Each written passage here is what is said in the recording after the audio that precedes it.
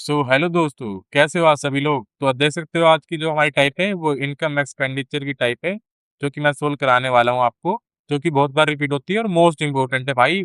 PY की अगर देखा जाए रिस्पेक्टिव से, तो आपको पता होगा कि इनकम एक्सपेंडिचर वाली जो टाइप है बहुत ज़्यादा इंपॉर्टेंट हो जाती है हमारे लिए। बट ये बहुत ईजी भी होती है, लेकिन बच्चा क्या करता है, इसको बिल्कुल बेसिक से करने की ट्राई करता है, तो बिल्कुल बेसिक से नहीं करेंगे हम। यहाँ पर हम करेंगे इसको जल्दी करने की तरीका मैं आपको बताता हूँ, और बहुत ईजी है। तो करते हैं solve. The expenditure of Sudha is 175% more than her saving. If her expenditure decreased by 12%, the saving increased by 40.5%, then what percentage does her income increase? तो आप देख सकते हैं यहाँ पे हमें इनकम के बारे में बताना है और एक्सपेंडिचर और सेविंग का रेशो दिया हुआ, रेशो मतलब रेशो नहीं, परसेंटेज गिवन है कि इतना परसेंट ज्यादा है। तो हम इसको सोल्व करते हैं। आपको पता होगा, अगर 175% बोल रहा है, 175% मार के दूसरा यूज कर ले, 175% बोल रहा है ये।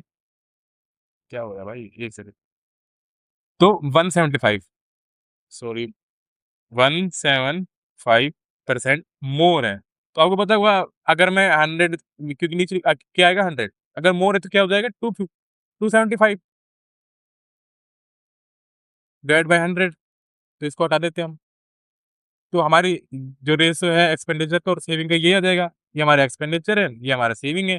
अगर हम इसको कट करते हैं 25 से, 25 कट करने का रूल क्या होता है, आपको पता होना चाहिए। अगर लास्ट टू डिजिट अगर 00 हो, 50 हो, या 25 हो, या 75 हो, तो वो 25 से इजिली डिवाइड हो जाती है। तो आपको क्या करना है, 100, अगर ये क्या होता है, 100 है ना, जो 4 पार्ट में डिवाइडेड है 25 की, तो वैसे ही अगर 200 होगा तो कितने पार्ट में डिवाइडेड, 8 में, क्योंकि डबल हो जाएगा, क्योंकि यहाँ पर अगर 4 है तो वहाँ 8।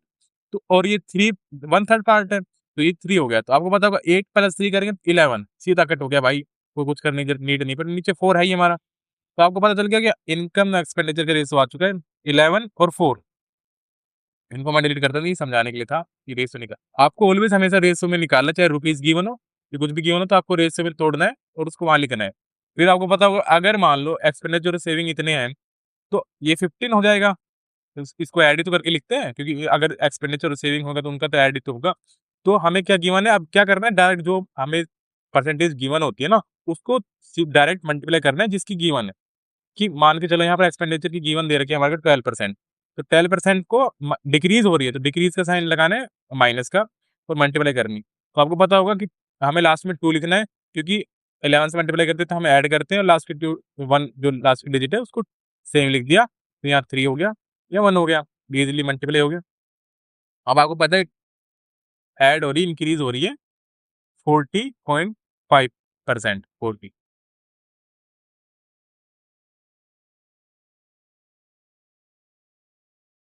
तो आपको इससे मल्टीप्लाई करेंगे, तो आपको पता होगा, अगर मैं इसकी मल्टीप्लाई करता हूँ तो 160 हो जाएगा, और इसका हाफ कितना होगा, 4 का 2, तो 162 हो गया सीधा डायरेक्ट।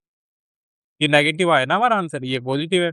अगर मैं इनका डिफरेंस देखूं कितना आ रहा है, 30 का, तो वही 30 का डिफरेंस ही तो आ रहा है जो इनकम में इंक्रीज हो रहा है।